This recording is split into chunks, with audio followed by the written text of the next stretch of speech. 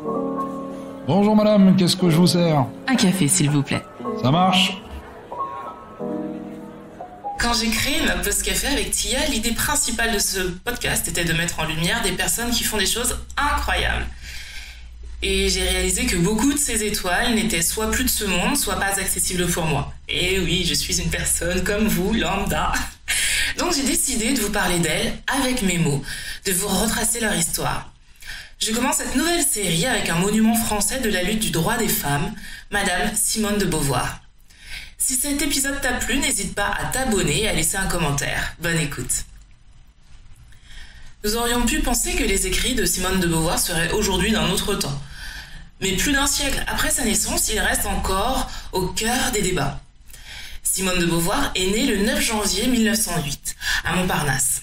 Sa famille est aisée, son père est avocat et sa mère est la fille d'un riche banquier. Après la Première Guerre mondiale et la Révolution russe, la famille de Beauvoir est ruinée. Ce qui est remarquable néanmoins, c'est que Simone de Beauvoir a toujours eu l'idée claire de la vie qu'elle entendait mener. Dès l'adolescence, elle établit des programmes précis auxquels elle se tient. Enfant, elle dévore déjà des livres et veut devenir écrivaine.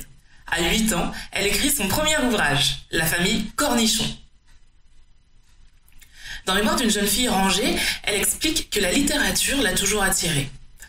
Après le bac et une mention bien en 1925, elle est inscrite à l'Institut catholique pour passer un certificat de mathématiques et à l'Institut Sainte-Marie à Neuilly pour étudier les lettres. Une professeure remarque ses grandes capacités en philosophie et lui conseille alors de passer l'agrégation. Pour préparer l'agrégation, elle étudie à la Sorbonne, rien que ça. Elle est la seule fille du groupe. Les hommes et les femmes passaient alors les mêmes épreuves de la même agrégation. En 1929, elles sont 4 femmes à être reçues et 9 hommes sur 76 candidats. Beauvoir est 2e de sa promotion derrière Sartre, l'homme qui partagera sa vie jusqu'à sa mort. Ils se font un pacte et se jurent fidélité d'un amour nécessaire sans s'interdire de vivre par ailleurs des amours contingents. Elle aime éperdument cet intellectuel et écrit à propos de ses sentiments. J'ai besoin de lui, besoin de sa pensée, de sa présence, plus encore que de sa tendresse. Elle aura également une relation passionnée avec l'auteur Nelson Agrin qui durera de nombreuses années. En octobre 1931, elle est nommée professeure de philosophie à Marseille. Elle exercera en divers lieux pendant 12 ans. Elle tente au cours de ces années de raconter la mort de Zaza, sa grande amie rencontrée en 1917. C'est en 1946, lorsqu'elle souhaite écrire sur elle-même, qu'elle se demande d'abord ce que signifie pour elle d'être une femme. Même si 3 ans auparavant, elle a publié L'Invité, une histoire retraçant sa liaison avec une de ses élèves et Sartre.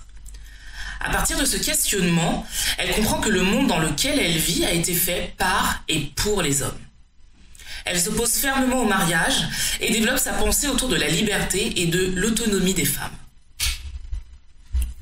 À partir des années 70, Simone de Beauvoir milite avec le mouvement de libération des femmes. Elle figure également parmi les signataires du manifeste des 343 pour la liberté de l'avortement en 1971, le manifeste dans lequel 343 femmes déclarent publiquement avoir avorté. À la sortie de son livre Le deuxième sexe, en 1949, c'est un scandale en France. Des libraires refusent de le vendre, le Vatican le mettra à l'index. Il est décrié aussi bien du côté des hommes que des femmes. Pour la première fois, une mise en philosophie du corps, de la sexualité, fait éruption dans le débat public. Elle y évoque la condition féminine, les situations de domination de la femme, le tabou de l'avortement, considéré comme un crime à l'époque.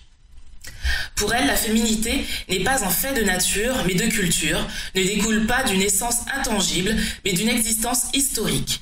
Ce n'est pas un destin, mais un produit. Elle y défend l'idée que le rapport entre hommes et femmes est une construction sociale. Le livre paraît aux États-Unis en 1953 et c'est un énorme succès.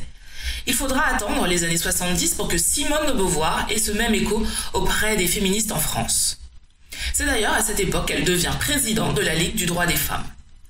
Simone de Beauvoir, à l'approche de la cinquantaine, réalise enfin le projet qu'elle poursuit depuis sa jeunesse, écrire sur sa vie. De 1958 à 1964, elle publie 3 volumes de mémoires complété par le récit de la mort de sa mère. En 1958 paraît Mémoire d'une jeune fille rangée, de sa naissance à 1929, Beauvoir se raconte. Plusieurs autres romans suivront jusqu'à sa mort le 14 avril 1986. En 2008, le prix Simone de Beauvoir pour la liberté des femmes est créé en son honneur. Simone de Beauvoir restera à jamais associée au questionnement sur la place des femmes dans la société et de la réappropriation de leur individualité. Pour tout ça, Madame de Beauvoir, je vous remercie.